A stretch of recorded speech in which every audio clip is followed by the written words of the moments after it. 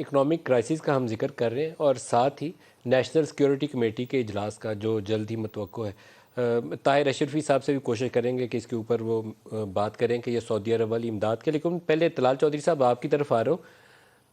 National security committee یا parliament کا camera session, کیا اس کے اوپر آپ ان ایشوز کے اوپر کوئی کنسنسس ایوالو کر سکتے ہیں کہ یہ ایشوز ہیں، ہمیں اس کے اوپر آگے بڑھنا ہے، ساری سیاسی جماعتیں اس ایشو کے اوپر سپورٹ کریں، یہاں پارٹی پالیٹکس سے بڑھ کر پاکستان ہے؟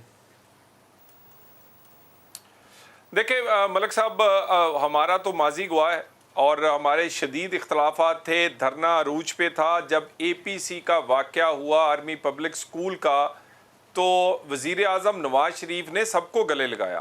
ہم نے اس وقت مشکل ترین ترامیم جس کی سخت مخالفت تھی بہت ساری جماعتوں میں، اس میں کیا کہتے آرمی کوڈز تھیں، اس میں نیشنل ایکشن پروگرام پہ ایگری کرنے کے لیے کئی پوائنٹس ایسے تھے، اور ملٹیپل حکومت سی پاکستان کے مختلف صوبوں میں، اور وہ تمام چیزوں کو تمام سیاسی قیادت آن بورڈ ہوئی.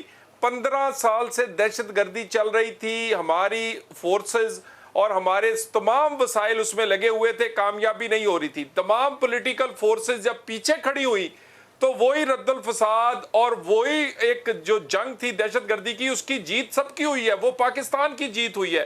سو ہم اس وقت صرف ایک سیاسی جماعت کے طور پہ نہیں، ایک پاکستانی کے طور پر اس وقت بھی یہ چاہیں گے کہ پارلیمنٹ کے فورم پر اور اس تمام جماعتیں اکٹھی ہو کے، میں نے دوبارہ آپ سے میں کہہ رہا ہوں کہ آرمی پبلک سکول سے وہ جیسے بڑا واقعہ تھا، پاکستان کی معیشت بھی یہ بہت بڑا ایک جو کرائسس ہے، اسے مستقل حل کرنا چاہیے. اگر کوئی کہے کہ ہم نے الیکشنز کے لیے اس کو حل کرنا ہے تو 1-1.5 سال کے لیے نون لیگ آرام سے حل کر لے گی. ہم کوئی 10-20 ارب ڈالر ادھر ادھر سے لے آتے ہیں، ڈالر نیچے پھینکتے ہیں، پٹرول سستا کرتے ہیں اور الیکشنز میں چلے جاتے ہیں. لیکن ہم چاہتے ہیں مستقل حل ہو. مستقل حل کے بغیر پاکستان نہیں چل پائے گا. سو پاکستان مستقل تبھی چلے گا جب تمام فورسز، پولیٹیکل فورسز کم از کم پاکستان کی معیشت کے بارے میں اکٹھی ہوں. اگر نہیں ہوگی، اور سیاست کے لیے بڑی چیزیں ہیں اور وہ سیاست چلتی رہے گی، یہ اکٹھا ہونا پڑے گا. ہمارا تو دل بڑا ہے، ہم سب کو گلے لگائیں گے. ہم تو چاہتے ہیں کہ پارلیمنٹ میں پی ٹی آئی بھی واپس آ جائے. یہ کوئی چھوٹا کرائسس نہیں ہے، یہ اپنا رول پلے کرے.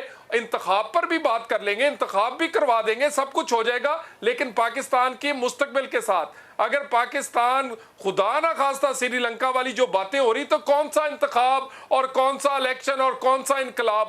سو میرا خیال ہے پہلے پاکستانی بن کے اس کرائسس کو حل کرنا چاہیے تاکہ یہ اگلے 10-20 سال کے لیے ہم اس پاکستان کو سٹیبل کر سکیں.